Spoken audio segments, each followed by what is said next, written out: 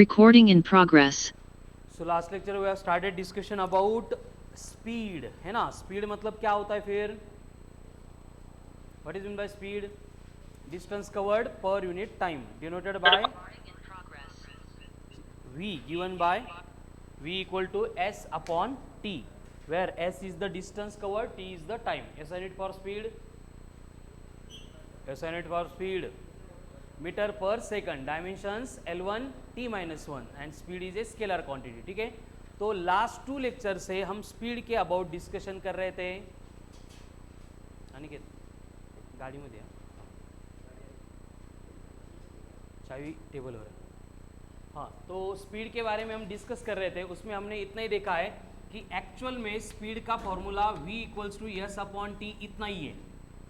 और उसमें जो है हम लास्ट पार्ट में डिस्कस कर चुके हैं कि अगर हमें डेटा इस फॉर्म में दिया जाता है कि अगर distance is a function of time given by 10t² plus 2t plus 4, is form में अगर डेटा दिया जाता है, इस फॉर्म के डेटा को क्या बोला जाता है? Distance is a function of time. कळा लो, distance is a function of time म्हणजे डिस्टेंस जे आहे ते टाइमच्या अकॉर्डिंग व्हॅरी होणार आहे. मतलब टाइम अगर 0 होगा तो डिस्टेंस कितना आएगा? 4 आएगा. टाइम अगर 1 होगा तो डिस्टेंस कितना आएगा? 16 आएगा. 1 सेकंड होगा. टाइम अगर 2 सेकंड हो गया तो 48 आएगा. टाइम अगर 3 सेकंड हो गया तो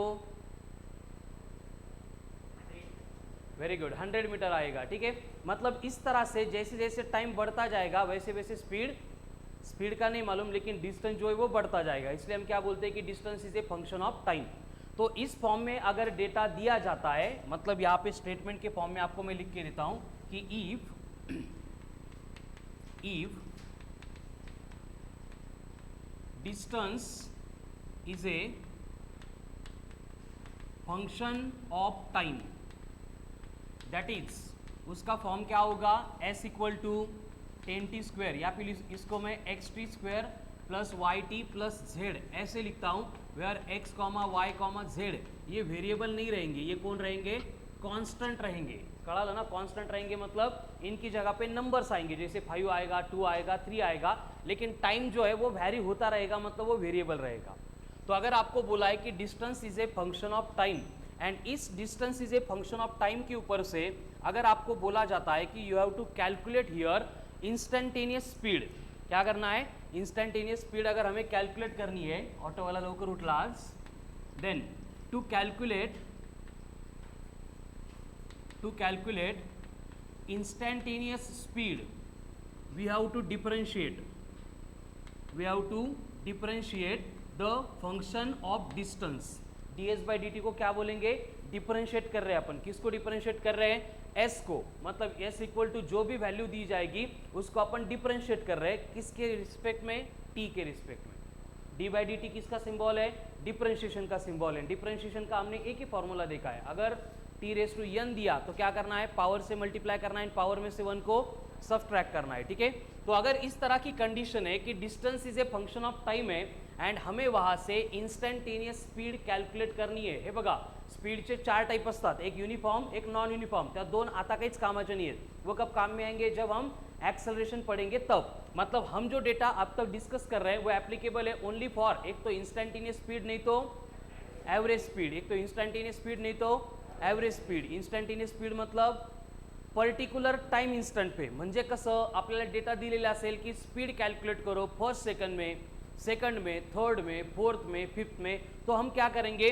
जो भी डिस्टेंस का फंक्शन होगा उसको डिफरेंशिएट करेंगे. कळतंय ना? एकदम सिंपल. जो झालेला पार्ट आहे तोच मी लिहून देतोय आणि तोच एक्सप्लेन करतोय. ठीक है, तो यहाँ पे ds/dt हमें करना पड़ेगा. एंड ये कंडीशन कब होगी? आपको अगर बोला जाएगा कि फर्स्ट है, सेकंड है, थर्ड है, इस टाइम इंटरवल में हमें स्पीड चाहिए. मतलब दोनों में से कुछ भी यूज कर सकते हैं. इंस्टेंटेनियस स्पीड डायरेक्ट बोल दिया तो एकदम इजी है, ds/dt करना है. लेकिन अगर इंस्टेंटेनियस स्पीड बोलने का छोड़ के वो अगर बोल रहे हैं कि calculate the speed at 5th second, particular second दे दिया, first, second, third, fourth, fifth, इसका मतलब हमें क्या निकालना पड़ता है? Instantaneous speed. Is that clear?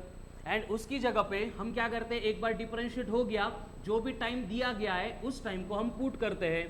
And उसकी जगह पे अगर हमें कैलकुलेट करना पड़ता है एवरेज स्पीड को, तो हम यहाँ पे लिखेंगे to calculate average speed to calculate average speed काय करावं लागेल आपल्याला, वी हैव टू पुट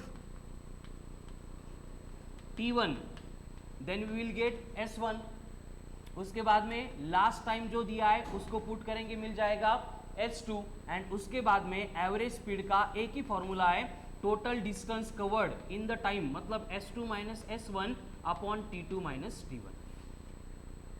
कड़ा ये एप्लीकेबल है कब, अगर आपको डिस्टेंस दिया है लेकिन डिस्टेंस डायरेक्ट नहीं दिया है, इस फॉर्मेट में दिया है फंक्शन ऑफ टाइम, तो क्लियर। चलो राइट डाउन।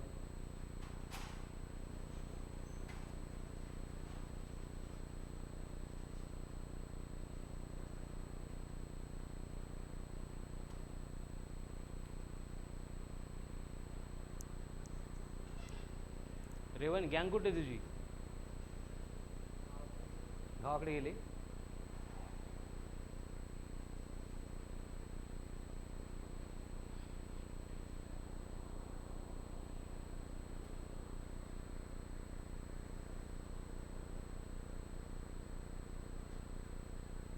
चलो हो गया। म्हणजे कसं बघा, एक्झाम्पल्स इससे रिलेटेड अगर सॉल्व करणे, ज्यांचं बाकी ते लिहून घ्या, ज्यांचं झालं त्यांच्यासाठी। आपको दिया है s equals to 40 square plus 4 plus 2t, तो इसके ऊपर से हमें स्पीड कैलकुलेट करना है, तो स्पीड वो आपको दो तरीके से पूछ सकते हैं, एक तो डायरेक्टली पूछेंगे इंस्टेंटेनियस स्पीड कैलकुलेट करो, या फिर एवरेज स्पीड पूछेंगे, ठीक है। तो अगर हमें इंस्टेंटेनियस स्पीड बोला जाता है कि सेकंड में स्पीड कितनी होगी, असं दिसलं की आता क्लिक व्हायला पाहिजे, आपल्याला काय करावं लागेल, डिफरेंशिएट करावं लागेल। डिफरेंशिएट करताना एकच रूल, टी की जो भी पावर होगी पावर से मल्टीप्लाई करो, पावर में से 1 को सब्ट्रैक्ट करो, तो यहाँ पे इसका डिफरेंशिएशन आएगा 8t प्लस 2, क्योंकि 4 का तो 0 हो जाएगा, ये कौन बन गया अभी, स्पीड, लेकिन कौन सी स्पीड, इंस्टेंटेनियस। एंड हम अगर t की वैल्यू यहाँ पे 2 पुट कर देंगे तो इंस्टेंटेनियस स्पीड आ गई है 18 मीटर पर सेकंड। ये फर्स्ट पार्ट के अकॉर्डिंग सिंप्लीफाई किया है, लेकिन अगर हमें बोला जाता है कि एवरेज स्पीड कैलकुलेट करो, या फिर एवरेज स्पीड नहीं भी बोलेंगे और वो बोलेंगे कि स्पीड कैलकुलेट करो इन 2 सेकंड। अब 2 का मतलब 1 के बाद में 3 से पहले, ऐसे नहीं होता है, 2 का मतलब 0 से लेके 2 तक पूरा, तो यहाँ पे डिफरेंशिएट नहीं करना है हमें। का नाही करायचंय, डोक्यात येतंय ना, हे बघा डिफरेंशिएट केलं म्हणजे आपण काय केलं, डिवाइड करून ठेवलं, एका सेकंडला किती स्पीड असेल ती, मग फर्स्टला विचारलं 1 पुट करा, सेकंडला विचारलं 2 पुट करा, थर्डला विचारलं 3 पुट करा। बट अगर हम एवरेज कैलकुलेट करने के लिए अगर उसको डिफरेंशिएट करेंगे, फिर टी की वैल्यू पुट करेंगे, हमें आंसर ही नहीं मिलेगा, क्योंकि डिफरेंशिएट कर रहे हैं मतलब क्या कर रहे हैं कि एक पर्टिकुलर सेकंड पे कितनी स्पीड होगी इस फॉर्मेट में उसको कन्वर्ट कर रहे हैं। त्यामुळे आपण डिफरेंशिएट न करता डायरेक्टली यहाँ पे पहले t1 इक्वल टू 0 पुट करेंगे, t1 0 पुट करने से हमें s1 मिलता है 4, then t2 equals to 2 put करेंगे, एंड t2 2 पुट करने के बाद क्या होगा, 2 square 4, 4 into 4 16 plus 4 16 plus 4 20 plus 2 into 2 4, मतलब कितना आ रहा है 24। लेकिन हमें स्पीड चाहिए, वो एवरेज है, तो देखो इतने टाइम इंटरवल में कितना डिस्टेंस कवर होगा, पहले बॉडी 4 पे है, बाद में 24 पे आ रहा है, मतलब डिस्टेंस कवर्ड होगा 24 माइनस 4 यानी 20, कितने टाइम में 2 में, यानी एवरेज स्पीड हमें यहाँ पे मिल रही है 10 मीटर पर सेकंड।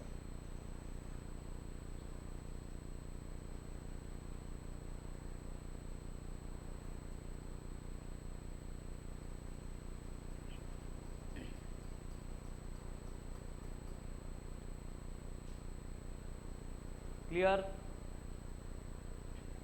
हे झालं होतं लिहून, करू राव। एंड कभी कभी वो क्या करेंगे कि हमें सेम कंसेप्ट के ऊपर इस तरह का क्वेश्चन देंगे कि पहले स्पीड प्रोवाइड करेंगे, अब स्पीड बनेगी फंक्शन ऑफ टाइम, मतलब हमें यहाँ पे लिखना पड़ेगा कि if speed is a function of time,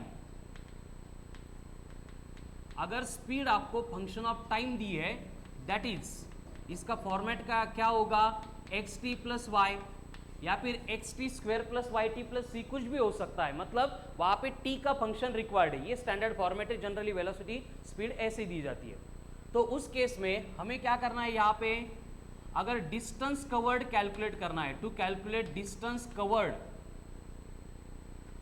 in t second, अब टी सेकंड का मतलब 1 बोलेंगे, 2 बोलेंगे, 3 बोलेंगे, 4 बोलेंगे, ऐसे कोई भी आपको पर्टिकुलर सेकंड नहीं देंगे, 0 से लेके पूरा गैप देंगे। मतलब 4 सेकंड बोला यानी 0 से लेके 4 तक, एंड फोर्थ बोला मतलब 3 के बाद में एंड 5 से पहले। तो यहाँ पे वेलोसिटी दी है, हमें मालूम है कि वेलोसिटी आई कैसे थी, डिस्टेंस को डिफरेंशिएट करके, यानी डिस्टेंस इन जनरल था, उसको डिफरेंशिएट किया, मतलब हमने डिवाइड किया ईच सेकंड के लिए क्या होगा। तो यहाँ पे अगर हमें ये टी सेकंड उतने टाइम में कितना डिस्टेंस कवर होगा ये कैलकुलेट करना है, तो ये पर सेकंड का फॉर्मेट नहीं चलता है, हमें उसको कैंसिल करके इन जनरल फॉर्मेट लेके आना पड़ेगा। यानी मुझे इस वेलोसिटी या फिर स्पीड के फंक्शन को इंटीग्रेट करना पड़ेगा। इंटीग्रेट करते मतलब हम क्या करते हैं, कंबाइन करते हैं, मतलब इन जनरल किसी भी सेकंड के लिए अगर पूछा है तो उसके लिए हम अप्लाई कर सकते हैं। डिफरेंशिएट क्या मतलब ईच सेकंड के लिए क्या होगा उस फॉर्मेट में हम लेके आते हैं।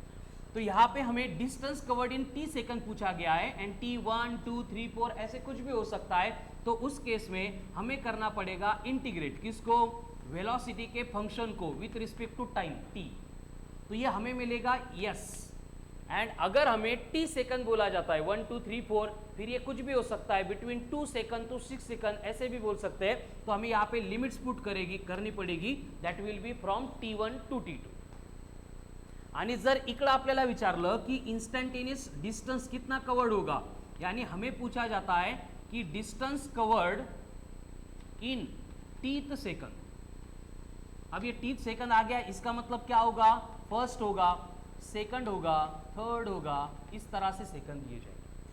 तो यहाँ पे हमें करना क्या पड़ेगा, सेम डिस्टेंस कैलकुलेट करने के लिए ये जो इंटीग्रेशन है वही करना पड़ेगा, बस जो लिमिट्स होगी, हमें पूरा टाइम नहीं चाहिए, कहाँ पे चाहिए, पर्टिकुलर। जैसे कि 4 सेकंड है, 4 सेकंड कैलकुलेट करने के लिए हम क्या करेंगे, पहले 0 से लेके 4 तक कितना डिस्टेंस कवर होता है वो कैलकुलेट करेंगे, देन उसमें से 3 सेकंड में कितना डिस्टेंस कवर हुआ था उसको सब्ट्रैक्ट कर देंगे। यानी कि हमें लिमिट्स इस तरह से पुट करनी पड़ेगी। यहाँ पे अगर t है तो यहाँ पे t-1 होगा। म्हणजे आपल्याला विचारलं की सेकंड में कैलकुलेट करो, तो लिमिट्स क्या होगी 1 to 2। आपल्याला जर 5th सेकंड मध्ये विचारलं तर 4 to 5। हमें अगर 10th सेकंड में पूछा जाता है तो, अगर 50th सेकंड पूछा जाता है तो, कड़ा लो, ठीक है, उस फॉर्मेट में हम सिंप्लीफाई करेंगे, बस इतना ही। एंड लिमिट पुट कैसे करते हैं दोनों भी केस में, upper limit minus lower limit. End integrate करते टाइम हमारे पास एक ही फॉर्मूला है, दैट इज टी की जो भी पावर होगी उसमें 1 ऐड करो एंड जो भी नंबर आ रहा है उसी से डिवाइड करो, ठीक है। चलो write down.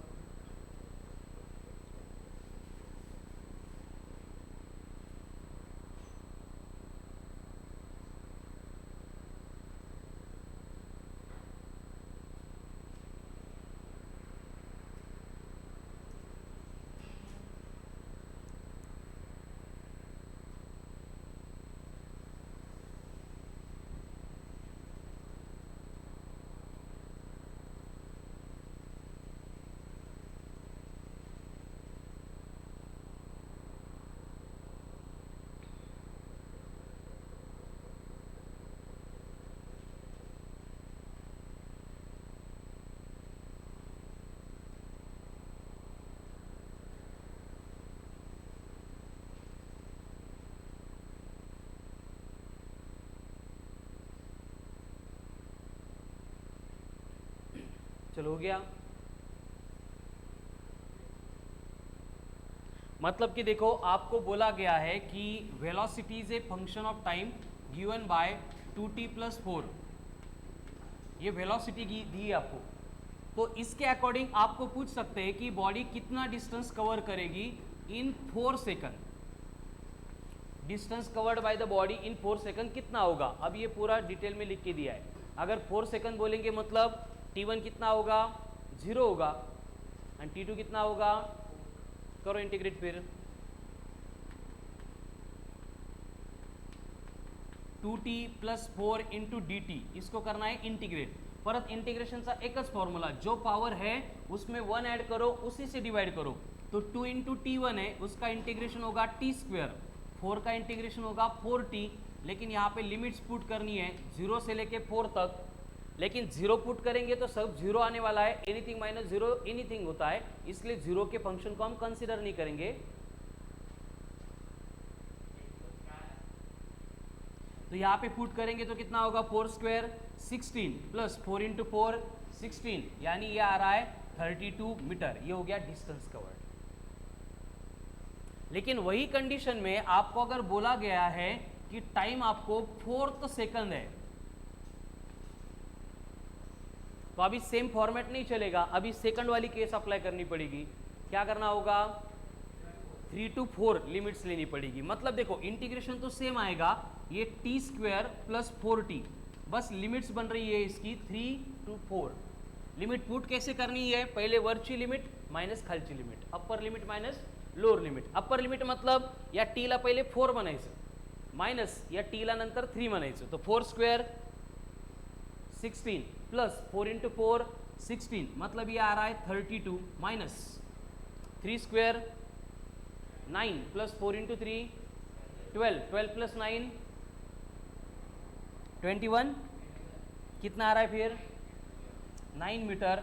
This will be the distance covered in 4th second. म्हणजे 4 सेकंड मध्ये 32 आहे, पण 4th सेकंड में कितना है। अभी सेम क्वेश्चन है, हे झाले लिहून, सेम क्वेश्चन है, एंड आपको अगर बोला जा रहा है वहां पे क्या बोला जा रहा है कि ओके 11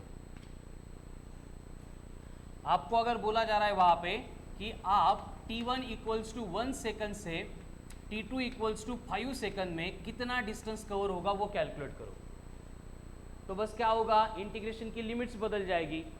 क्या होगी लिमिट 1 से लेके 5 तक। इंटीग्रेशन का आंसर तो वही आ रहा है टी स्क्वायर प्लस 4t, तो यह बनेगा टी स्क्वायर प्लस 4t, और लिमिट्स होगी 1 से लेके 5 तक।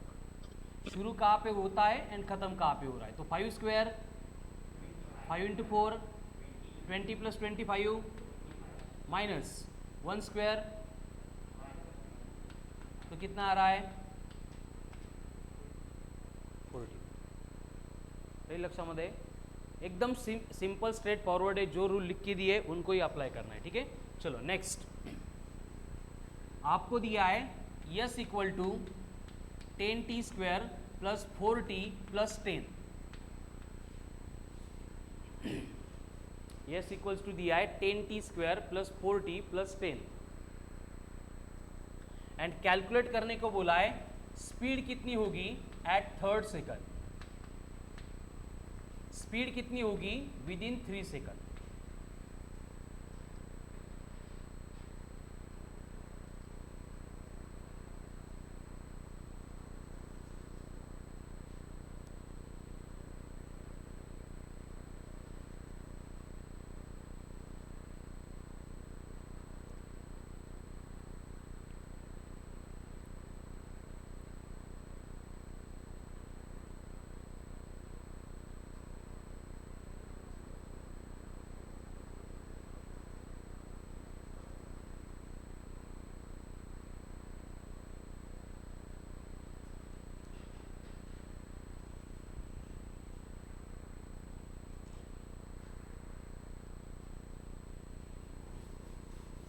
प्रत्येकाला आलंच पाहिजे, एकदम सिंपल पार्ट आहे हा।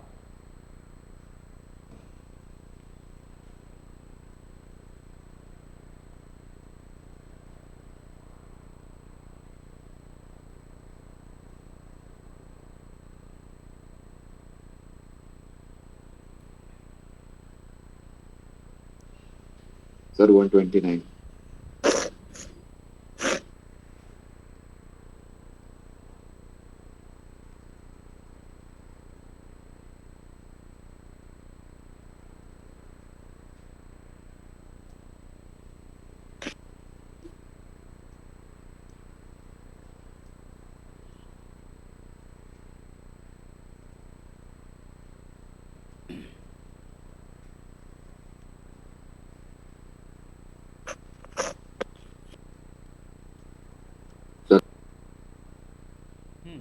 चलो सबसे पहले थर्ड बोला है, मतलब कौन सी स्पीड हो गई इंस्टेंटेनियस।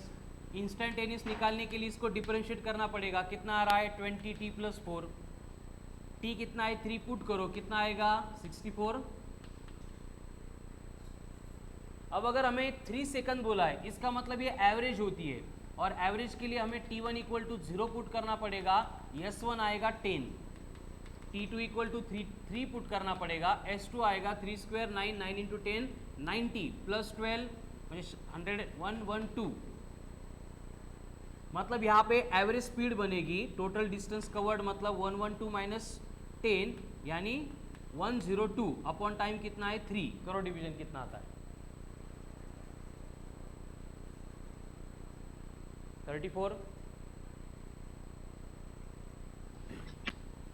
34 metre per second.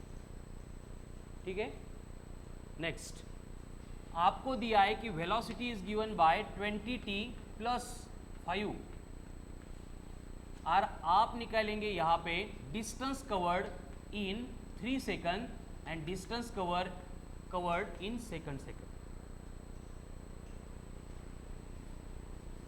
हे ज्यांचे आन्सर्स येत नाही आहेत, कळत नाही आहे, ॲटलिस्ट लिहून घ्या, लेक्चर झाल्यानंतर डिस्कस करून आजच क्लिअर करा। हे आलं तर लक्षात घ्या, व्हेलॉसिटी येईल, व्हेलॉसिटी आली तर ॲक्सेलरेशन येईल, व्हेलॉसिटी ॲक्सेलरेशन स्पीड कळालं आलं तर कायनेमॅटिकल इक्वेशन्स येतील, आणि 1D जर कळाला तर मेकॅनिक्स समजेल। कळालं ना, मेकॅनिक्समध्ये सगळीकडे याच कन्सेप्ट आहेत। परत जेवढे एफर्ट्स घेतील तेवढे एफर्ट्स घ्या, इथं जोपर्यंत 100% क्लिअर होत नाही तोपर्यंत सोडू नका।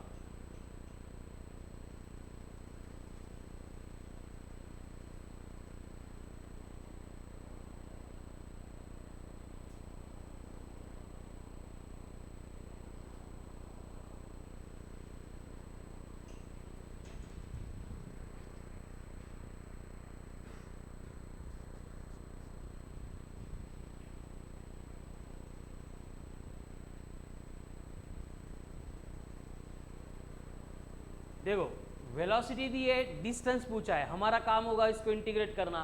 पहले इंटीग्रेट करके रखते हैं, कितना आएगा integration 10t square plus 5t। Yes no, कसं हे बघा 20 ऑलरेडी होता, पावर 1 है, 1 में 1 ऐड किया 2 हो गया, 2 से डिवाइड किया 20/2 मतलब 10 है, t square as it is है, 5 के साथ तो डायरेक्ट t लिखना है तो 5t बन गया। जब हमें t इक्वल टू 3 पे पूछा है तो क्या करना पड़ेगा, ये इंटीग्रेशन की लिमिट्स होती है ना, 10t स्क्वेयर प्लस 5t, अगर 3 बोला उसका मतलब 0 से लेके 3 होता है, तो लिमिट्स पुट करते टाइम भी 0 to 3 बनेगा, लेकिन 0 तो 0 बनता है इसलिए डायरेक्ट 3 पुट करेंगे, हमें फर्स्ट आंसर मिलेगा 3 स्क्वेयर 9, 9 इंटू 10 90 प्लस 15 105। क्या ये मीटर पर सेकंड या मीटर? लेकिन जब हमें पूछा जाता है कि सेकंड है तो क्या करना है हमें, ये 10t स्क्वेयर प्लस 5t है, इसकी लिमिट्स लेनी है 1 से लेके 2 तक।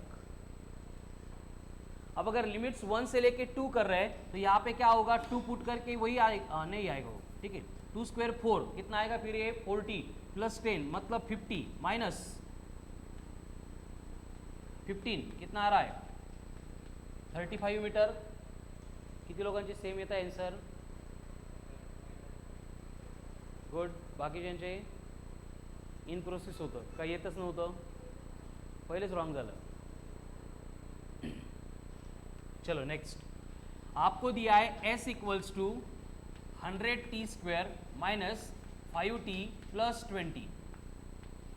आता काय दिले आपल्याला, असं डिस्टन्स दिसलं फंक्शन ऑफ टाइम की डोक्यात पहिले यायला पाहिजे। जर पर्टिकुलर सेकंड पूछा है तो डिफरेंशिएट करेंगे, नहीं पूछा है तो डायरेक्ट टाइम पुट करके सब्ट्रैक्शन करना पड़ेगा, ठीक है। यहाँ पे आपको बोला है कि कैलकुलेट करो इन सेकंड इंस्टेंटेनियस स्पीड।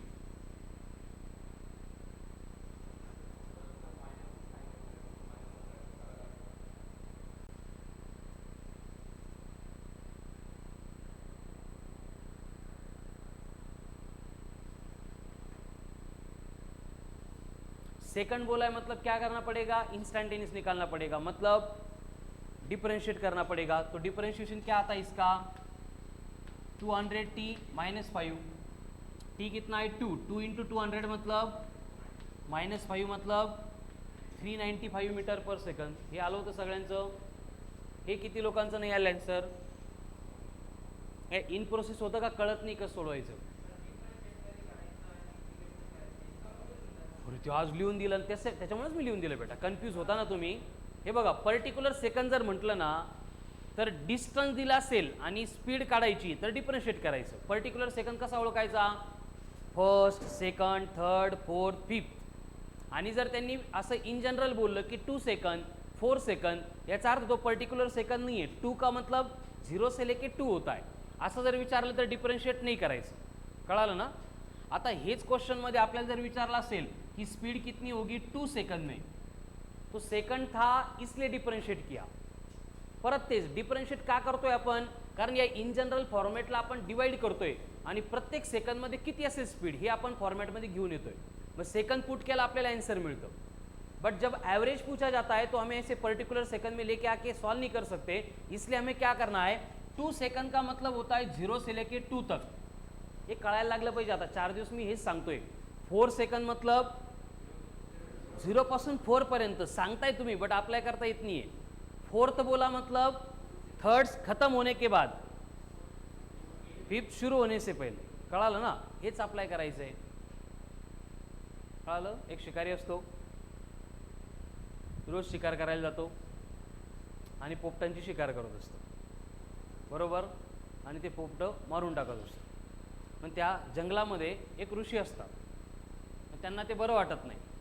मग ते काय करतात, 2-4 चांगले चांगले पोपट कळतं ना, पॅरॉट, त्यांना जमा करतात आणि त्यांना सांगतात की शिकारी तुमची शिकार करू शकतो, असं जर केलं तर तुम्ही मरून जाणार. मग हे चांगलं आहे का? नाही. ते म्हणता बरोबर आहे, आम्हाला पण हे करायचं नाही, आम्हाला काहीतरी उपाय सांगा. मग ते काय सांगतात की शिकारी आलं की पळून जायचं. ऋषी पोपटाला सांगतात, काय सांगतात? शिकारी दिसला की पळून जायचं. कळालं? हे सांगून ती निघून जातात. पण अगदी सिरियस असतात, भयानक जीवन मरणाचा प्रश्न आहे. शिकारी आला की पळून जायचं. मग सगळे एकमेकांना सांगत सुटतात, शिकारी आला की पळून जायचं. एक पोपट दुसऱ्याला सांगतो. त्या झाडावर बसलेले जे काही 200-500 पोपट असतात ते सगळे ठरवतात की शिकारी आलं की पळून जायचं. एकमेकांना सांगत असतात आणि एकदम त्यांची एनर्जी वाढत असते की आता आपल्याला शिकारी मारूच शकत नाही, कारण आपल्याला ऋषीने मंत्र दिलाय काय, शिकारी आला की पळून जायचं. मग ते काय करतात, सांगता सांगता चर्चा करता करता एकमेकांना परत परत भीती वाटायला लागली की तेच रिपीट करायला लागतात. शिकारी आला की पळून जायचं, शिकारी आला की पळून जायचं. मग बरोबर काय होतं, संध्याकाळ होते आणि शिकारी येण्याचा वेळ येतो आणि शिकाऱ्याला बघून सगळे पोपट ओरडायला लागतात, शिकारी आला की पळून जायचं. हंटर कळतं ना शिकारी म्हणजे? हां ठीक आहे. शिकारी आला की पळून जायचं. हे जोरजोरामध्ये अगदी रेझोनन्स क्रिएट होतो. एवढ्या पुऱ्या जंगलभर तोच आवाज फिरायला लागतो, शिकारी आला की पळून जायचं. शिकाऱ्याला वाटतं आज काही आपलं खरं नाही, पोपटं खूपच हुशार झाले म्हणून. त्याला वाटतं आलोचे तर एक ट्राय करून बघू.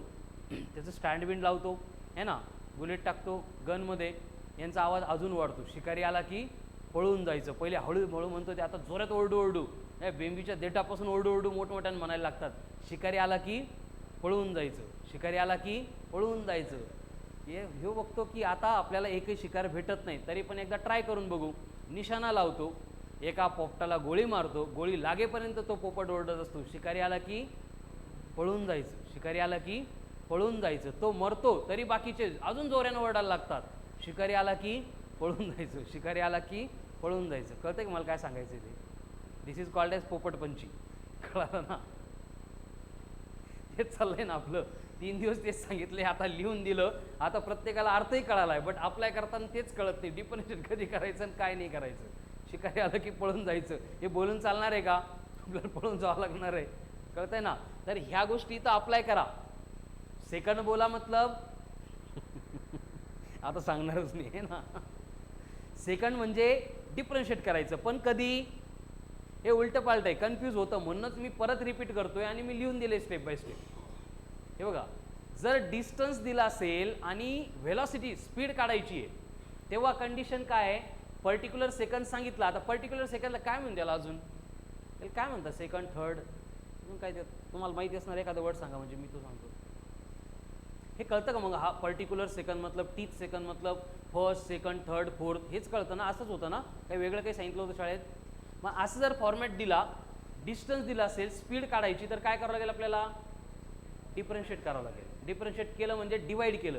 डिवाइड केलं म्हणजे काय केलं? आता ह्याच्यापेक्षा बेसिक आता मॅथ्स आहे, कळालं ना? त्याला आपण कन्सेप्ट नाही ती मॅथ्समध्ये ठरलेलं आहे. 1+1 का होतो, कधी होतो, कसा होतो, कोणालाच माहीत नाही आहे. म्हणजे 1+1 खरंच 2 आहे याचा आपल्याकडे प्रूफच नाही आहे. फक्त जेव्हा डिसाईड झालं तेव्हा आपण डिसाईड केलं की 1 + 1 2 असतात म्हणून आपण 2 म्हणतो. कळालं ना? तशीच कंडिशन आहे बेटा ही. डिवाइड केलं म्हणजे आपण काय केलं, जे इन जनरल फॉर्मॅट होता सगळ्या टाईमसाठी ॲप्लिकेबल, त्याला डिवाइड केला की पर्टिक्युलर सेकंदला किती असेल. का? कारण आपल्याला त्याच सेकंदला विचारला होता.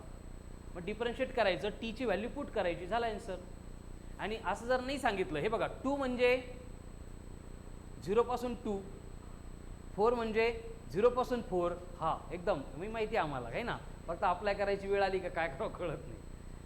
हा डिफरन्स फक्त लक्षात ठेवा. आता हे अजून काय लिहून दे त्याच्यामध्ये,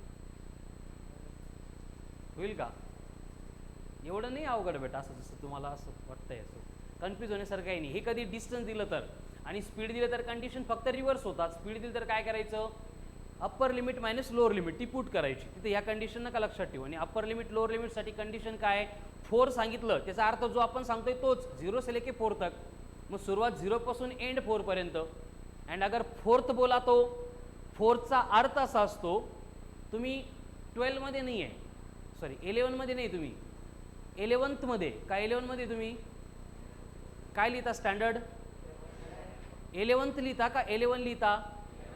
मला असं वाटतं 11th लिहायला पाहिजे. हां, काही जण 11 लिहित असाल, तसं थोडंसं करेक्ट नाही असं मला वाटतं. 11th लिहिता याचा अर्थ काय होतो, तुमची 10th संपलेली आहे आणि तुमची 12th सुरू होणार आहे. मग 10th नंतर आणि 12च्या पहिले तुम्ही जे करताय ते म्हणजे तुमचं 11th आहे, तेच आहे नाही. अगर 4th बोला इसका मतलब क्या है, शिकारी आला की उडून जायचं है ना. 3rd खत्म होने के बाद 4th शुरू होने से पहले, तो अगर हम स्पीड से डिस्टेंस निकाल रहे हैं, मतलब इंटीग्रेट कर रहे हैं, तो इंटीग्रेशन की लिमिट क्या होगी 4th के लिए, 3 से लेके 4 तक. श्रवण करते अजून किती लोकांना थोडंसं कन्फ्यूज करतच आहे.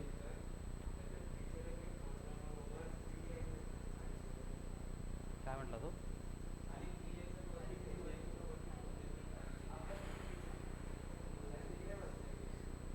कुठं इथं का ते इंटिग्रेशन मध्ये, इथं बोलतोय का, लिमिट कुठं इथं, हे सोडून हे कळलं तुला रेवन, त्याचा डाऊट त्याला राहू दे बेटा, तो ऑलरेडी खूप कन्फ्यूज आहे. हे आणि हे सगळ्यात महत्त्वाचा नियम पाळायचा.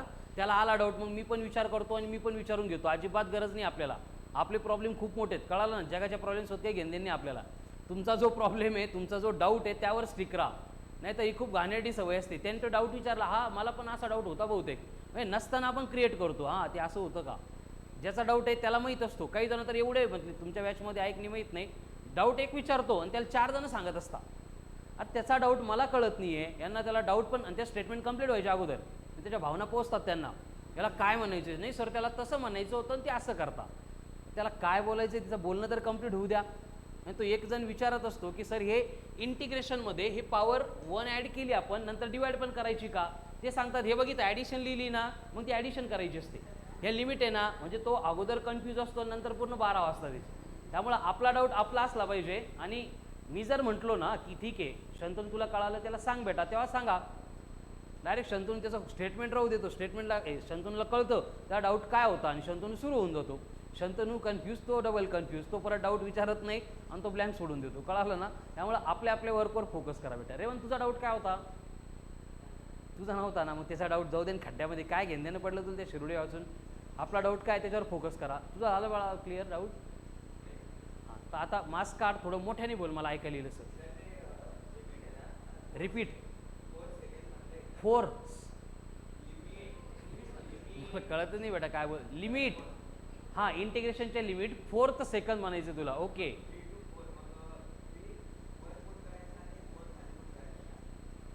असं केलं की मी आजपर्यंत कधी, कमीत कमी हा 50वा प्रॉब्लेम बेटा सेम क्वेश्चनचा. हे बघ 4th म्हटलं याचा अर्थ 5च्या नंतर आणि 6च्या अगोदर असं येतं का, 5च्या नंतर आणि 4च्या आधी असं येतं का, 3च्या नंतर आणि 4च्या आधी असं येतं का, 3च्या नंतर आणि 5च्या आधी असं येतं. सरळ सरळ गोष्ट आहे, खाली 3 घ्यावं लागेल, वर 4 घ्यावं लागेल. कळलं अजून. चला सोडवा क्वेश्चन. अरे बघत मुंबई इंडियन्स ही सोडवा.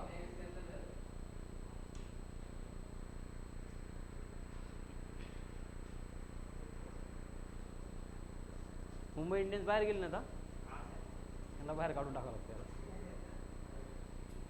चलो हो गया. अरे हो नाही काही तर म्हणा. हे सोडवले नव्हते आपण आहे ना. हा सोडवला होता आणि इथं काय होतं कंडिशन, 0 सिलेक्टेड टू पुट केलं होतं, आले होते आन्सर दोन्ही पण. क्वेश्चन नवीन द्यावा लागेल. ठीक आहे, विचारा, डाऊट विचारा, मी सांगतो, किती वेळा सांगतो, काय अडचण नाही, फक्त रिपिटेशन ना करू, तेच डाऊट. आज तेच सांगितलं, उद्या तेच, मग मी पण बोर होऊन जातो बेटा. कळालं ना. जे आहेत आज त्याच्यावर वर्क करा आणि आज त्याचा विषय संपवा. नेक्स्ट आपको यस इक्वल्स टू दिया है 20t² प्लस 5t प्लस 20 और बोला है कि स्पीड कितनी होगी सेकंड सेकंद. सेकंड दिसलं श्रवण की डोक्यात काय आलं पाहिजे, डिस्टन्स है तो डिफरेंशिएट करना पड़ेगा. एंड अगर 2 दिख गया तो डिफरेंशिएट नाही करायचं, t1 0 म्हणायचं, इथं s1 काढायचं, t2 2 म्हणायचं, डिस्टन्स काढायचं. 85 वेरी गुड. क्या होगा डिफरेंशिएशन, 40t प्लस 5, 40 का डबल 2 मतलब 85 मीटर पर सेकंड. बोल शुभम. आन्सर सांगत होता का. गुड. आता 2 सेकंड म्हटलं राम, काय करावं लागेल आपल्याला. 2 का मतलब क्या होता है, शिकारी आला की उडून जायचं है ना. 0 से लेके 2 तक. तो आपल्याला काय करावं लागेल, t1 ला 0 म्हणावं लागेल ऋषिकेश. t1 0 पुट करून s1 काढावं लागेल. आता t1 0 पुट केला, हे तर 0 होतात, काय राहिलं फक्त 20. नंतर t2 जो आहे तो आपण 2 पुट करणार आणि t2 2 पुट केल्यानंतर s2 किती येईल हे कॅल्क्युलेट करावं लागेल. म्हणजे तर t दिसते त्याला 2 म्हणा, 2 square 4 into 20 80 plus 5 into 2 10 plus 80 90 plus 20 110. मग total distance covered in 2 second पाहिजे. पहिले बॉडी 20 वर होती, 2 सेकंदमध्ये 110 वर गेली, म्हणजे डिस्टन्स किती कव्हर झालं 110 है ना. पहिले क्रांती चौकला होते, 10 सेकंदमध्ये तुम्ही बाबा पेट्रोल पंपला गेले आणि तुमचं घर आहे 7 हिलला. कळालं ना. मग तुम्ही डिस्टन्स किती कव्हर केलं आपण कसं काढणार, बाबा पेट्रोल पंपचं distance from 7 hill minus Kranti चौकचं डिस्टन्स फ्रॉम 7 हिल. तेच करायचं आहे. 110 minus 20 90 upon 2 45 metre per second. कळत आहे श्रवण. नाही अजून कळत नाही अजून. बरोबर. तू गावाकडेच जा बेटा, तू ऑनलाईनच लेक्चर कर, ऑनलाईन मध्ये तुला सगळं कळतो, आन्सर्स पण येतात पटपट. 5t² minus 20t sorry plus 20t plus 5. Distance दिलंय, 2 ऑप्शन असणार आहेत आपल्याकडे, एक तर डिफरन्शिएट करावं लागेल, नाही तर t1 t2 पुट करून डिस्टन्स आपण टाइम करावं लागेल. ठीक आहे. हे कसं आयडेंटिफाय करणार, अगर फोर्थ बोला आहे डिफरेंशिएट करा. डिफरेंशिएट किती येईल 10t प्लस 20. अगर डिफरेंशिएट किया t की वैल्यू दी है कितना होगा 60. पण जर आपल्याला 4 सेकंद म्हटलं तर याचा अर्थ काय असतो, t1 0 है आणि t2 4 है. t1 0 पुट करेंगे तो s1 कितना होगा, एंड t2 अगर 4 पुट करेंगे 4 स्क्वायर 60 इंटू 5 80 80 प्लस 80 165. 2 डिस्टेंस है 2 टाइम है, एवरेज के लिए क्या करना पड़ेगा, s2 minus s1 upon t2 minus t1. तो कितना बनेगा 160 अपॉन 4 कितना आएगा 40 क्या metre per second. Metre per second. Revan कळते का यशवंत.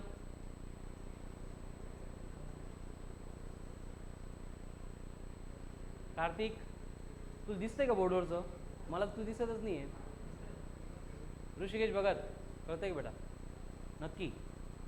आज वेळ आहे तुमच्याकडे, बाकीचे लेक्चर नाही आहे, त्याच्यामुळे आज दिवसभर 8 पर्यंत इथं बसा. कळालं ना. मी पण इथंच आहे, आपला दसरा इथं सेलिब्रेट करू आपण. कळालं ना. आपल्या भीतीचा रावण इथंच आपण त्याचं दहन करून टाकू. कळालं. पाहिजे तर पार्टी देतो तुम्हाला मी आज, जे ऑफलाईन आलेत त्यांना. कळालं. आपण पार्टी करू आज, फक्त व्हेज. तर नॉनव्हेज चालतं आज नाही चालतं, नॉनव्हेज के नंतर करते. चलो हो गया. आता हे जर कोणी आले तर लक्षात ठेवा कोण कोण आहेत. हे परत आले अभ्यासाला पार्टी म्हणून, तर यांना नाही द्यायचं. ठीक आहे.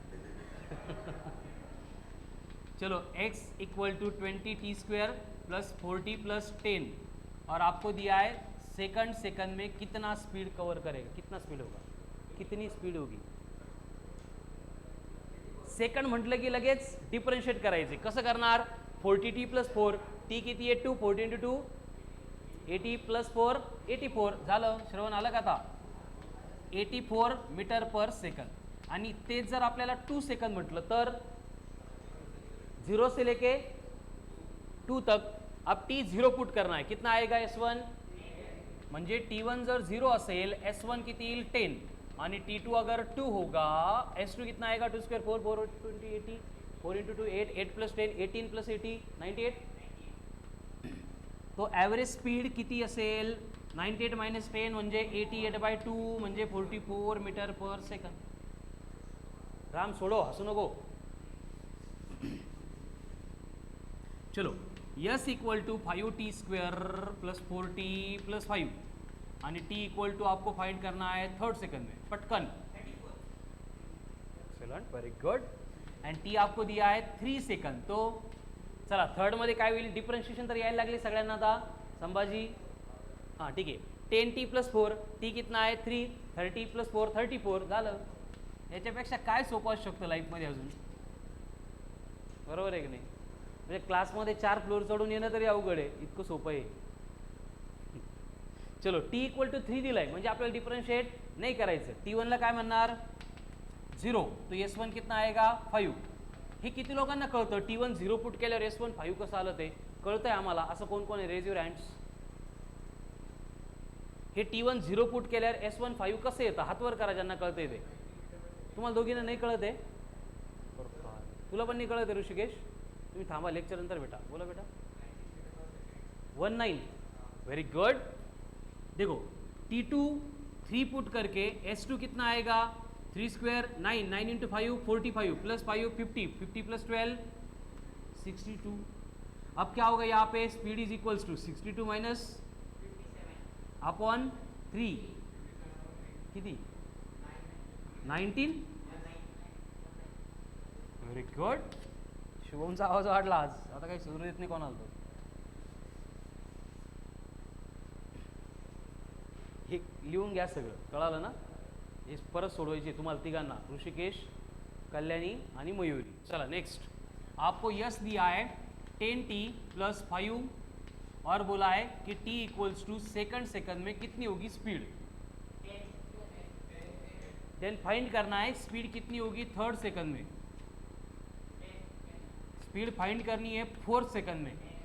का बरं असं? कारण डिफरेंशिएट करने के बाद टाइम का फंक्शन नहीं आ रहा है, इसका मतलब स्पीड क्या बन रही है? Uniform. It is not going to change. तो ये क्या बन गई? यूनिफॉर्म स्पीड बन गई. ठीक है. एंड वही अगर बोला जाता है t = 2 ले लो, फिर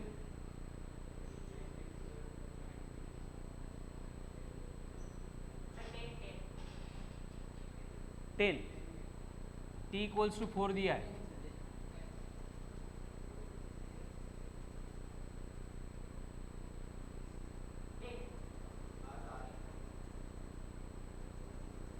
परत 10. t = 6 दिया.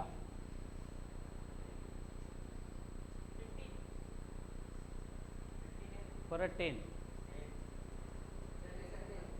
स्पीड यूनिफॉर्म है ना, तो जितनी इंस्टंटेनियस होगी उतनी एवरेज होगी. कळालं? येते का? चेक कर. मी म्हणतो म्हणून हो नको म्हणू. देवेश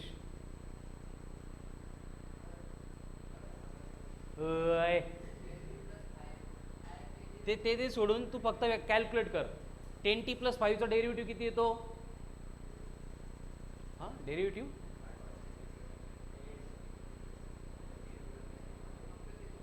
फक्त 10 बरोबर. मग 10 मध्ये टाइम पुट करायला जागाच नाही, म्हणजे 10 कॉन्स्टंट झाला. कॉन्स्टंट असेल तर कॉन्स्टंटच आहे. मग कुठलाही सेकंदीला स्पीड बदलणार आहे का? आणि हे तर कळाल तुला. नाही रे, t = 6 ला का? असं काय करतोय देवेश? हे बघ, S1 किती येतोय 5, S2 किती येतोय 65. मग यांची सबट्रॅक्शन 60. टाइम किती आहे 6. S = 5t² + 4t + 2. आपको फाइंड करना है फर्स्ट सेकंड में speed.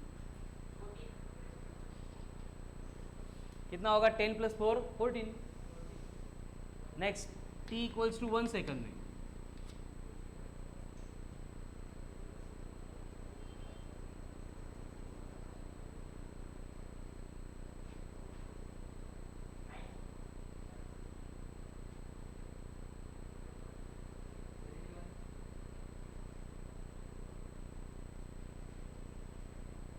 9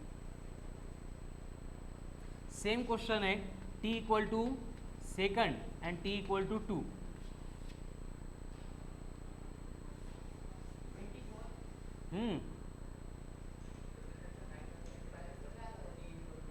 t equal to 1 put केला, 5 + 4 9 + 2 11, 11 minus 1 11 minus 2 9, 9 upon 1 9.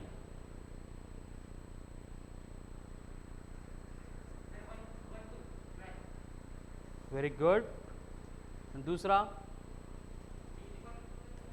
नहीं हाँ, पहले सेकंड हो तो डिफरेंशिएट करेंगे तो 10t + 4 24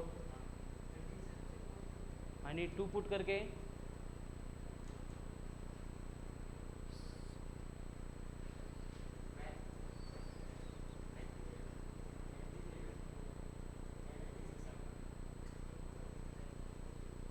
थोडं अजून 13 ना, 13 26 upon 2 28 - 2. ये बघा, सेकंड चाहिए तो डिफरेंशिएट करेंगे, डिफरेंशिएशन कितना आ रहा है 20 + 4 बराबर है. अगर ये 2 पुट करेंगे तो कितना आ रहा है 24 मीटर पर सेकंड, कधी जर पर्टिकुलर सेकंड बोला है तो. लेकिन अगर t इक्वल टू 2 बोला है तो मैं t1 इक्वल टू 0 पुट करके s1 कैलकुलेट करूंगा जो 2 आ रहा है. Then t2 is equals to 2 put करके s2 28 का, हे बघा 2 स्क्वेअर 4 4 × 5 20 प्लस 4 × 2 8 20 + 8 + 2 30, म्हणजे आपला आन्सर 14 येतं. 13 पण नाही. आता 30 - 2 कल्याणी, 30 - 2 करू शकते बेटा तू. 30 - 2 हां किती 28. मयुरी 28 upon 2 12 किती 14. बरं, तो ये आ गया 14. कळलं. Next s equal to 5t² + 10t + 20. आपको चाहिए 4th सेकंड में स्पीड. 4th म्हटलं की काय करणार, डिफरेंशिएट करणार. बरोबर. क्या होगा 10t + 10 10t + 10 t कितना आहे 4 म्हणजे 40 + 10 म्हणजे 50. हे असं आहे फिजिक्स, आलं की लई येतं आणि जर नाही आलं तर लई अवघड होतं. कळालं ना. आणि ज्या दिवशी फिजिक्स यायला लागतं ना त्या दिवशीपासून आपलं आयुष्यच बदलतं बेटा. हे आता ऑफलाईन सुरू झाल्यानंतर तुम्हाला तो फील येईल.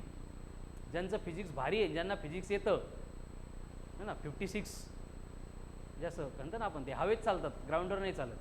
आणि ज्यांना फिजिक्स प्रॉब्लेमॅटिक आहे ना, मग बाकी सब्जेक्टमध्ये आउट ऑफ जरी पडले तर डोक्यात तोच चक्कर राहतो, काही खरं नाही आपलं, कुठं पण गेले तरी. त्यामुळे इथं जेवढी तुम्ही एफर्ट्स घेणार, वर्ड चेंज करतो थोडीशी ऑनलाईन पण येतात, इथं जेवढे एफर्ट्स घेणार तेवढी तुमच्या लाईफमध्ये तुम्ही हॅपीनेस वाढवणार आहे बेटा. कारण तुम्ही रस्त्यावर गेले ना, इकडे तिकडे चर्चा सुरू झाली ना, कुठलेही म्हणजे क्लासेस सगळेच बेस्ट आहे. हां, इंडिव्हिज्युअलमध्ये सगळे क्लासेस A1 आहेत. कळालं ना, त्यामध्ये कुठंच काही इश्यू नाही आहे. बट सब्जेक्टमध्ये जर तुम्ही कम्पेअर केलं तर फिजिक्स सोडून बाकी सब्जेक्टमध्ये प्रत्येकाला येतोच. असे किती लोक भेटतात दिवसभरात, बायो खूपच अवघड चाललो आहे, रडावं लागतं पण बायो कळत नाही आहे. कळालं ना. कुठल्याही क्लासचे स्टुडंट घ्या, बायो विशेष नाही. बायोचा किती येतात मार्क्स 350 355 345, खाली सस्त्यात नाहीत विषय. कळालं ना. केमिस्ट्री पण मार्क्स होतात इकडं तिकडं पण कळतं सगळं, विषयच नाही. पिरियॉडिक टेबल 2 मिनिटात है ना, काहीतरी कटरीना, आमिर खान, अमिताभ बच्चन, काहीतरी इकडं तिकडं झाला पिरियॉडिक टेबल, संपला आहे की नाही. आणि फिजिक्स आलो 5 मिनिटात. बरोबर आहे की नाही. आणि ज्या दिवशी हे गणित चुकलं तर फिजिक्स काय पाहिजे, कोणता टॉपिक पाहिजे, कुठला क्वेश्चन अडतोय, हे ज्या दिवशी आलं त्या दिवशी समजून घ्या आपला विषय खूप वेगळा झालेला आहे. म्हणजे ही जनता जी 80% ही यांनीच परेशान असणार आहे आणि हे काहीच नाही करू शकत.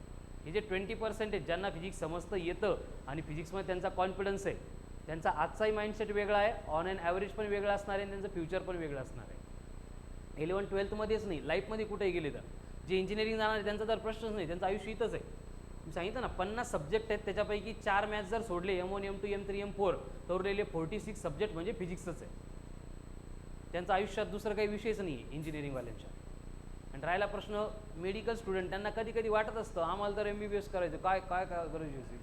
असं वाटतं, पण ज्यांचं MBBS सुरू आहे ना त्यांचे सब्जेक्ट जे आहेत त्यांच्यासोबत डिस्कस करा किती लागतं. 40% फिजिक्स लागतं, कळलं ना, आणि 50% बायो आणि उरलेलं 10% बाकी सब्जेक्ट. त्यामुळं याला अजिबात 1 मिनिट पण असं डोक्यात येऊ देऊ नका. नाही येते आपल्याला, राहू देऊ, नाही येते. काल तुम्हाला सांगितलं होतं ना, काल नाही रिपीटरला सांगितलं वाटतं, हिटलर साईन ॲग्रीमेंट ट्रेनमधलं तुम्हालाच सांगितलं आहे की नाही. तर ती कंडिशन असली पाहिजे है ना. अफजल खान आला होता माहिती आहे ना. तर अफजल खान म्हणजे काय, असं सस्त्यात नका घेऊ. अफजल खान म्हणजे हे जे नाव होते हे त्या काळामधले जवळपास म्हणजे 2-4 देशांच्या राजापेक्षा खूप डेंजर लोक होते. फक्त ते शिवाजी महाराज एवढे ग्रेट होते त्याच्यामुळे आपल्याला वाटतं हे अफजल खान ना, असं नव्हतं अफजल खान, कळालं ना. तो जेव्हा अटॅक करायला आला होता तेव्हा शिवाजी महाराजांचं जे स्वराज्य होतं ते पूर्ण स्वराज्याची सैन्याची स्ट्रेंथ 35,000पर्यंत होती आणि एकटा अफजल खान 60,000चं सैन्य घेऊन येत होतं. बरं, त्यामध्ये बाकी सगळे हत्ती, घोडे, हत्यार, दारूगोळा उडवायचा, ठीक आहे. त्या बाकी सगळ्या ज्या गोष्टी त्याचं काही कॅल्क्युलेशनच नाही आहे. नाही, आताच्या जनरेशनचं काही सांगता येत नाही आहे की नाही. तर विषयच नव्हता, कॅल्क्युलेशनच नाही त्याचं, एवढं अफाट होतं. आणि आपलं काहीच नाही, 35,000. त्याच्यामध्ये सगळ्या किल्ल्यावर म्हणजे जे काही किल्ले होते आपले 150-200 त्या किल्ल्यावर विभागलेले सैन्य, ते सगळं काउंट करून मी तुम्हाला सांगतोय. म्हणजे एमर्जन्सी आली म्हणून जमा करायचं म्हटलं तरी पण 15-20 हजारापेक्षा जमा होऊ शकत नाही ही परिस्थिती. आणि निघाल्यानंतर अफजल खानाला तेच टार्गेट दिलं होतं की काय, कोकण का चुहा आहे, म्हणजे छाटूट कोणतरी आहे त्यांनी स्वराज्य निर्माण केलं म्हणतो, किल्ले बिल्ले काहीतरी त्रास द्यायला लागलाय, पकडून घेऊन या. बट दुसरं कोणी जात नव्हतं, एवढं लांब कोण जाईल आरामशीर लाईफ सोडून. अफजल खानाला थोडंसं मोठं पद मिळालं, तो निघाला. बट निघाल्यानंतर त्याला काय वाटलं की आपण इकडं डिस्टर्बन्स करून इकडं बोलून घेऊ. म्हणजे कोकण जर बघितलं आपण सह्याद्री तर थोडासा अवघड आहे ना, म्हणजे जिथं राहतात त्यांच्यासाठी खूप सोपं आहे. आणि आपल्यासारखं गेल्यानंतर डोंगर पाहूनच नको भारी डोंगर चला खालूनच, ठीक आहे ना, अशी कंडिशन होती. म्हणून तो इकडं खूप भयानक डिस्ट्रक्शन करत होता. हे डिस्ट्रक्शन करत करत पुढं जात होता. बट ह्या डिस्ट्रक्शनमुळे त्याला वाटत होतं की शिवाजी महाराज आता बाहेर येतील, मग बाहेर येतील, ही येतील, ती येतील. बट यांचा प्रॉपर प्लॅनिंगनं सगळा गेम चालत होता, त्याच्यामुळे त्यांनी त्याला रिस्पॉन्डच नाही केला. मग असं करत करत डायरेक्ट अफजल खान कुठं गेला, प्रतापगडाच्या पायथ्यापर्यंत गेला. आणि तिथं गेल्यानंतर शिवाजी महाराज प्रतापगडावर आणि अफजल खान समोर, ऑप्शनच नव्हता. हे घाबरलेले नव्हते ना, असे किती गुंडाळून ठेवले, त्याच्यामुळे तो काही विषय नव्हता. फक्त काय टप्प्यात आलं की कार्यक्रम होता. त्यासाठी ते वेट करत होते. म्हणजे सिच्युएशन काय होती बघा, हे आपल्याला याची भीती वाटते ना, ते मी तुम्हाला सांगतो. प्रतापगड आणि प्रतापगडावर असणारं सगळं सैन्य जे आहे ते 1,500 ते 2,000पेक्षा कमी होतं. आणि अफजल खान 60,000पैकी 40,000 सैन्याची छावणी घेऊन प्रतापगडाच्या पायथ्याशी तिथं आलेला होता. मग त्यांनी ठरवलं तर पुढच्या 15 मिनिटामध्ये पूर्ण गड तो नेस्तनाबूत करणार आणि तिथून पळायला जागाही नाही. प्रतापगडच्या आजूबाजूला पूर्ण वेळ टाकून तो तिथं थांबू शकत होता. ही कंडिशन होती. परिस्थिती अशी आहे की खूप भयानक भीती होती. पूर्ण जे इंग्रज, फ्रेंच जे काही होते सगळे लोक, सगळ्यांना असं वाटलं होतं की आता शिवाजी महाराज नावाचं जे काही होतं ते संपला कार्यक्रम सगळा. कारण अफजल खानाची दहशत भारतात कमी आणि बाहेरच्या देशात जास्त होती. एवढा भयानक होता तो. म्हणजे इराक इराणला स्वारी करायला जायचे ना, तर अफजल खानाला म्हणून ते विनाकारण म्हणजे राज्य सोडून पळून जायचे आणि त्याच्या हातात देऊन टाकायचे, एवढा डेंजर होता. आणि तो अशा परिस्थितीमध्ये सगळं डिस्ट्रक्शन करत तिथं आलेला. किती भयानक भीतीचं वातावरण असेल बघा, कळालं ना. आणि त्या कंडिशनला नेमकं अफजल खानाला भेटायला जायचं तेव्हा संभाजी महाराजांच्या ज्या आई होत्या, संभाजी महाराजांचं म्हणजे काय म्हणतो ना आपण त्याला, डिलिव्हरी होणार होती त्यांची. म्हणजे परिस्थिती अशी, त्यामध्ये त्यांची तब्येत खराब आणि त्यांना सांगितलं की यांचे म्हणजे जिवंत राहण्याचे चान्सेस कमी. समोर अफजल खान उभा या सगळ्या परिस्थितीमधून. मग त्याच्यानंतर महाराज निघतात आणि अख्खा अफजल खान फाडून फेकतात. कळालं ना. It is not related with religious at all. कोणी अदरवाईज घेऊ नका. It is the best example की या छोट्या मोठ्या गोष्टींना आपण घाबरतो, पण आपण राहतो कुठे, आपली सराउंडिंग काय आहे. कळालं ना. किती भयानक गोष्टी आहेत आपल्याला इन्स्पायर करणाऱ्या. आणि आपण हे चिल्लर, हे मॅथ्स, हे इंटिग्रेशन, हे डेरिव्हेटिव्ह, हे ॲडिशन, याला घाबरतो आपण. कळालं ना. हे किती आयुष्यामध्ये भयानक म्हणजे वर्स्ट गोष्ट आहे आपल्या, या एवढ्या मोठ्या मोठ्या गोष्टी घडतात. कळालं ना. तर हे थोडंसं यो टच असला पाहिजे की आपण काय करतोय. खूप सारे एक्झाम्पल्स आहे. असं जेव्हा वाटतं ना नाही येणार आपल्याला, होत नाही आपल्याकडून, तेव्हा ह्या गोष्टी आठवा. याच्यासाठी आपल्याला हे माहीत असलं पाहिजे, आपलं सराउंडिंग, आपली हिस्ट्री, आपली जॉग्राफी, ह्या सगळ्या गोष्टी आपल्याला माहीत असल्या पाहिजे की हे काय काय करून गेले तर आपल्याला काय करायचं. कळालं ना. सगळ्यांनी सेम एक्झाम्पल आहे. डॉक्टर APJ अब्दुल कलाम पण ना, झेडपीच्या शाळेत शिकणारे. त्यामुळे झेडपीवाल्यांना झेडपीवाल्यांबद्दल मला विशेष रिस्पेक्ट असतो है ना, श्रवणबद्दल पण सांगितलं. आज सांगतो मी काय असतं ना की त्या कंडिशन नाही मिळाल्या आणि आता मिळत आहेत तर त्याचं प्रॉपर युटिलायझेशन ते करत असतात. काल एक्झाम्पल सांगितलं की मी ते अली तडवीचं, त्यांनी BMSच केलंय, बरोबर आहे की नाही. तो काय बोले एकदम खूप मोठा देशाचा पंतप्रधान वगैरे नाही झाला, बट त्याचं एक्झाम्पल मी सांगतोय, कळालं ना. कारण त्याच्या स्टेजमध्ये राहून त्यांनी जी गोष्ट केली ती खूप भयानक आहे. आपल्या तर कंडिशन किती बेस्ट आहे त्याच्यापेक्षा. घरचे 3-3 टिफिन सकाळी 6 वाजता बनवून देतात आपल्याला 3 टाईमचे, बरोबर आहे की नाही. इथं जाण्या येण्याची व्यवस्था आहे आपल्याला, जायचं यायचा चालत जा असं नाही म्हणत, बरोबर नाही. इथं दर्गापासून असलं तरी सोडायला येतात आपल्याला. मग आपण काय करतोय, कुठे आहे आपण या लेवलला. अब्दुल कलामांचं पण भारतामध्ये राहून सगळ्या गोष्टी करून, इस्रो घ्या, DRDO घ्या, प्रत्येक सेक्टरमध्ये कुठं जा, म्हणजे डॉक्टर APJ अब्दुल कलाम यांना जर आपण इंडियामधच्या हिस्ट्रीमधून जर बाजूला काढलं तर आपल्यामध्ये आणि ते आफ्रिकन कंट्री सोमालिया वगैरे असतात त्यांच्यामध्ये आणि आपल्यामध्ये काहीच फरक राहणार. एवढं भयानक माणसाचं त्या कॉन्ट्रीब्युशन. चॅलेंजेस नाही काय काय करून ठेवलं आहेत ते. जेव्हा तुम्ही वाचायला घेणार प्रत्येक फील्डमध्ये, आता थोडासा वेळ नाही मिळत, 12th नंतर या गोष्टी जेव्हा तुमच्या लक्षात येतील, कुठंतरी कन्सिडरेशन येईल, तेव्हा कळेल की डॉक्टर APJ अब्दुल कलामांनी काय काय केलं. स्वतःची मिसाईल कशी बनवायची आपण विचारही केला नव्हता. आज आपल्याकडे अग्नी 5 आहे आणि आपण अग्नी 6 घेऊन येतोय. काय आहे अग्नी 5, अग्नी 6, याला अग्नी नावावर घेऊ नका, आग आहे अग्नी म्हणजे, कळालं ना. इथून जर लॉन्च केली तर 5000 किलोमीटर पर्यंत जे टार्गेट आहे तिथं आपण ॲटम बॉम्बचं एक्सप्लोजन करू शकतो, कळालं ना. कुठं जायची गरज नाही, इथं बसून आरामशीर असं आपण जगाला सांगतोय, बट त्याची रेंज 7000 किलोमीटर आहे. बट या गोष्टी सगळ्या ओपन करायच्या नसतात, काही इंटरनल गोष्टी असतात, तर मला माहिती आहे, तर तुम्हाला सांगतोय बाहेर कुठं बोलू नका, ठीक आहे ना. त्या अग्नी 5ची ना आपण आता अग्नी 6 घेऊन येतोय. 10,000+ किलोमीटर रेंज तिची असणार आहे, जी जगातल्या फक्त 2च देशांकडे, कळालं ना. आणि याची मिसाईलची सुरुवात वरून पासून यांनी, वरून पाऊस, कळालं ना, अब्दुल कलामांनी केली. सॅटेलाइट होतं, फर्स्ट सॅटेलाइट आपल्याला लॉन्च करायला 1970 पर्यंत वेट करावं लागलं. तेव्हा आपण दुसऱ्या कंट्रीमध्ये जायचो आहे ना, रशियामध्ये जाऊन आपण पहिलं सॅटेलाइट लॉन्च करून घेतलं होतं. आजच्या डेटला जी इस्रो आहे, अँट्रिक्स नावाची फर्म आहे, जी इस्रोची आणि इंटरनॅशनल सगळ्या स्पेस एजन्सीशी डील करते.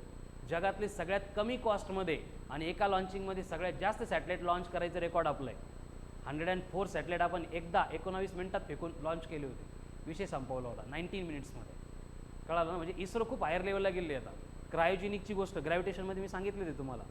क्रायोजेनिक इंजिन आपल्याकडे नव्हतं, आपण परचेस करणार होतो 2008-9 पर्यंत. किती कॉस्ट द्यायला तयार होतं, आपल्याला कोणी विकत देत नव्हतं, कारण त्यांना डाऊट होता की स्वतःच बनवू शकता म्हणून. आपलं घेतील, कॉपी करतील आणि स्वतःच बनवतील. त्यांचं दिलं सोडून, आपण नाही दिलं, 2-4 वेळा मागितलं, विषय सोडला. आणि त्यानंतर आपल्या क्रायोजेनिक सिस्टीम आणल्या ज्या वर्ल्डमधल्या बेस्ट आहेत. त्याच्यामुळं बाकीचे 44-46 सॅटेलाइट लॉन्च करत होते, आपण 104 करून टाकले, विषय संपलेला आहे. म्हणजे जगामध्ये कुठल्याही प्रायव्हेट कंपनीला सॅटेलाइट लॉन्च करायचं असेल तर त्यांना इस्रोकडे यावंच लागतं. कारण जी कॉस्ट नासा घेते, आता स्पेसिक्समध्ये येते, स्पेसिक्सला बाजू ठेवू, आपण कंट्री वाईज डिस्कस करतोय, ठीक आहे ना. स्पेसिक्सचा वेगळा गोंधळ आहे. तर जी कॉस्ट USA त्यांच्याकडून घेते त्या 10% कॉस्टमध्ये आपण करून देतो, कळालं ना. 100 रुपयाच्या ऐवजी आपण 10 रुपये घेऊन लॉन्च करून देतो, आणि तरी पण अँट्रिक्स इस्रो फुल प्रॉफिटमध्ये, कळालं ना. तर ह्या सगळ्या गोष्टी त्याला responsible doctor APJ Abdul Kalam आहे. पहिले फोटो जर बघितले तर सायकलवर मिसाईलचे पार्ट घेऊन जात होते. स्टार्टिंग प्रत्येकाची अशीच असते, सुरुवात हीच असते. तर आपल्यावर डिपेंड करतं की आपण याला कुठपर्यंत घेऊन जाऊ शकतो. आणि हे सगळे तर झालेच, बट ऑल टाईम सगळ्यात बेस्ट ग्रेटेस्ट एक्झाम्पल म्हणजे डॉक्टर BR आंबेडकर, कळालं ना. म्हणजे आपल्या फील्डशी रिलेटेड ते भयानक इन्स्पिरेशन आहे, कळालं ना. म्हणजे अशी कंडिशन की जिथं स्कूलमध्ये एंट्री नसताना तो माणूस भारतासारख्या देशाचं म्हणजे संविधान लिहितो, कॉन्स्टिट्यूशन लिहितो, आणि लिहित नाही तर आपल्या 70-75 किती झाले, 77 ते कॅल्क्युलेशन करून घ्या किती झाले आपल्याला स्वातंत्र्य होऊन ते इयर्स, त्यामध्ये कन्फ्युजन होऊ शकतं. तेवढ्या वर्षानंतर पण आपली जी कंट्रीची कंप्लीट सिस्टीम आहे ती अगदी जशी ठरवली आहे, ज्या फॉर्मॅटमध्ये ठरवली आहे त्या फॉर्मॅटमध्ये चालती आहे. आणि असा आपला भारत एकमेव देश, कळालं ना. कॉन्स्टिट्यूशन कधी वाचा, कॉन्स्टिट्यूशनचे आर्टिकल्स काय काय आहेत, एक एक गोष्ट किती विचार करून लिहिलेली असेल. 1947ला स्टार्ट केलं होतं, 1950ला सबमिट केलं, आणि आजच्या डेटला पण तेच जे काही आहेत ते ॲज इट इज ॲप्लिकेबल आहे. आणि इंडिया म्हणजे सगळ्या पूर्ण जगामध्ये बेस्ट कंट्री आहे सगळ्या गोष्टींसाठी. हे मीडियावाले काहीतरी इश्यू उठवतात, दॅट इज डिफरंट पार्ट. आपल्याला डे टू डे लाईफमध्ये एक्सपिरियन्स येतो, कळालं ना. तुम्ही जर तुमच्या कामाशी काम ठेवलं आणि प्रामाणिकपणे दिलेले कायदे जर पाळले तर आयुष्यभर तुम्हाला कधीच कोणी त्रास देत, कळालं ना. तर या सगळ्या गोष्टी आहेत. मग हे लोक एवढ्या मोठ्या मोठ्या गोष्टी करून गेले ना, आपण फिजिक्स नाही करू शकत का? खरंच स्वतःला विचारा प्रश्न, हे खरंच एवढं अवघड आहे का? माझी म्हणजे एवढी पण लायकी नाही का माझी? आपल्याला संविधान नाही लिहायचं भारताचं, आपल्याला अफजल खानासोबत नाही लढायचं, आपल्याला मिसाईल नाही बनवायच्या. बनवू शकता लाईफमध्ये, कळालं ना, मोठमोठ्या गोष्टी तुम्ही करू शकता, बट आता आपलं टार्गेट हेच आहे, याच्यावर फोकस करा. हे आपली इन्स्पिरेशन एवढे मोठे मोठे लोक आहे, एवढे ग्रेट लोक आहे, आणि आपण काय तर फिजिक्सला घाबरतोय, ते पण असले चिल्लर गोष्टींना. बरं असं काही नाही की याच्यावर सोल्युशन नाही म्हणून, किती सिम्पल सोल्युशन मी तुम्हाला सांगितलं आहे. हे बघा लक्षात घ्या, लहान बाळ जन्माला आलं की त्याला बोलताही येत नाही, चालताही येत नाही, काहीच येत नसतं त्याला, बरोबर आहे की नाही. पण त्याच बाळाचं रूपांतर आता किती हुशार बाळांमध्ये होतं बघतोय आपण. त्यांनी जर जन्मताच म्हटलं असतं काही खरं नाही माझं, मला तर बोलता येत नाही, मला चालता येत नाही, जातो मरून मी, काय झालं असतं, कळतंय ना. तो झिरो होता, बट प्रत्येक गोष्ट ॲडॅप्ट करायला वेळ लागला. पहिला वर्ड प्रोनाऊन्स करायला ऑन एन ॲव्हरेज 6-7 महिने लागतात, खूप मंदबुद्धी असेल तर वर्ष 2 वर्ष, कळालं ना. ते चेंज होतं जीन टू जीन, आहे ना, जेनेटिक्स तेच असतं, तर ते चेंज होतं अकॉर्डिंग टू दॅट. बट असं आहे का त्यांनी 2-4 महिने बोललाच नाही आता आयुष्यभर बोलणारच नाही म्हणून, सेम कन्सेप्ट आहे ना. हे लाईफमध्ये फर्स्ट टाईम करतोय की नाही आपण. स्पीड माहिती होती आपल्याला, बट हे स्पीडमध्ये असं काय असतं हे आत्ता कळालेलं आहे. त्रास होणारच आहे फर्स्ट टाईम स्टडी करताना, बट हिंमत हारून पळकुटेपणा दाखवून नाही चालणार. लक्षात घ्या, युद्ध हारणाऱ्यांना पण वॉरियर्सच म्हटलं जातं, कळालं ना, लुजर्स नाही म्हटलं जातं. लुजर कोणाला म्हणतात, जे युद्ध घाबरून पळाले, आलेच नाही रणांगणामध्ये, द्याण्याला वेळ. असं आहे का, हे मला प्रॉब्लेम क्रिएट करतं. काय काय सांगितलं याच्यावर, क्लासमध्ये 3 दिवसात झालेले प्रॉब्लेम, मॉड्यूलमध्ये दिलेले 30-40 प्रॉब्लेम, आणि टेस्टमध्ये आलेले 2 दिवसामध्ये. सोडवा ना 10 वेळा, 10 वेळा सोडून नाही आलं 20 वेळा सोडवा, 20 वेळा सोडून नाही आलं 50 वेळा सोडवा. असं होईल का 51 वेळा नाही येणार म्हणून. द्या ना स्वतःला 100% डिवोट करून द्या, मोल्ड करा, मेल्ट करा. आपलं होतं काय, आपण लगेच प्रेडिक्ट करतो, बघितल्या लय अवघड दिसतोय, नाही येणार मला, संपला तुमचा कार्यक्रम. या इल्युजनवर विश्वास ठेवून आपण प्रिडिक्शन करतो, त्यामुळं आपली लाईफच पूर्ण अशी, आपली म्हणजे जेवढे काही तुमची स्टुडंट फेज असते ती अशीच वाया जाते.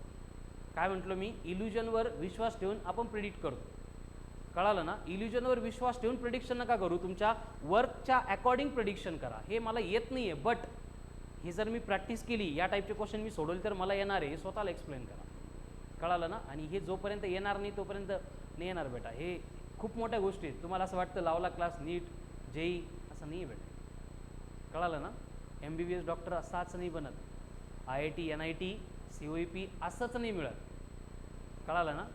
खूप खूप भयानक कंडिशन असतात तसं. तुम्ही जेवढं करणार आहे ते कमीच पडणार आहे, तुमच्यापेक्षा जास्त करणारे एक्झाम्पल्स तुमच्या क्लासमध्येच आहे. मी त्याच्यामुळे तुम्हाला पहिलं टार्गेट हे देतो की आपण इथं बसलो आहे क्लासमध्ये, मला परफेक्ट म्हणजे प्रत्येक वेळी फर्स्ट रँक कसा मेंटेन करता येईल यासाठी एफर्ट्स घ्या. एकदा हे मेंटेन झाल्यानंतर उस्मानपुऱ्यामध्ये माझा फर्स्ट रँक कसा मेंटेन होईल यासाठी एफर्ट्स घ्या.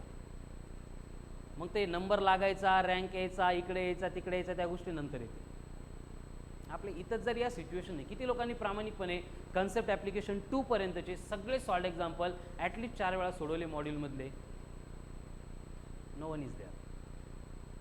म्हणजे तुम्ही जी फर्स्ट स्टेप असते फिजिक्स स्टडी करण्याची तीच तुम्ही फुलफिल करत नाही, हे एक्सपेक्टेशनच सोडून द्या. आमचं काम आहे, आम्ही रोज तुम्हाला इंजेक्शन देणार आहे, करा बाळांनो, यू कॅन, हे घे, पण जोपर्यंत तुम्ही स्वतः करत नाही तोपर्यंत नाही होणार, कळालं ना. आपला सब्जेक्ट मी पहिले क्लिअर करतो की बाकी सब्जेक्ट सारखा नाहीच आहे, त्याचा दर्जा आहे, स्टँडर्ड आहे. जोपर्यंत तुम्ही तुमचं स्टँडर्ड वाढवत नाही तोपर्यंत इकडं काहीच नाही होणार, कळालं ना. सांगितलेलं वर्क झालंच पाहिजे. काय होईल, एखाद्या रात्री झोप नाही येणार, आपल्याला झोपायला नाही भेटणार ना. या कम्फर्टच्या कंडिशन सोडून द्या. असं पेटलो पाहिजे आपण, घरच्यांनी येऊन म्हटलं पाहिजे, अरे तू झोपला नाही रात्री, तसंच क्लासला निघाला, असं झालं पाहिजे बेटा. आपल्याला ते नाही, 10 वाजले झोपायचे, सकाळी उठायचं, सकाळी लेक्चर असतं, बरं नाही पायल नाही आली आज, हे ना. ह्या गोष्टी आहेत, आपण कुठं टिकणार आहे कॉम्पिटिशनमध्ये, बरोबर आहे की नाही. तुम्हाला काय वाटतं, ह्या गोष्टी अशाच घडल्या असतील का. हे अब्दुल कलाम वगैरे, आंबेडकरांचे वगैरे एक्झाम्पल मी सांगतो, असंच आरामशीर झोपा काढून वाटलं तेव्हा उठतो, झालं तर करतो, असं करून काही नाही केलं आहे का. आपण कुठं आहे, आपण ते होऊ शकत नाही, बरोबर आहे की नाही. त्यांच्यासारखं व्हायचं पण नाही आपल्याला, आपलं नाहीच तेवढे कंडिशन्स. बट आपल्यासमोर जे टार्गेट दिलेलं आहे ते टार्गेट तर फुलफिल करा. किती छोटं टार्गेट आहे. काय सांगितलं तुम्ही काल, तुम्हाला क्लासमधले झालेले क्वेश्चन्स 3 वेळा सोडवा. किती लोकांनी सोडवले.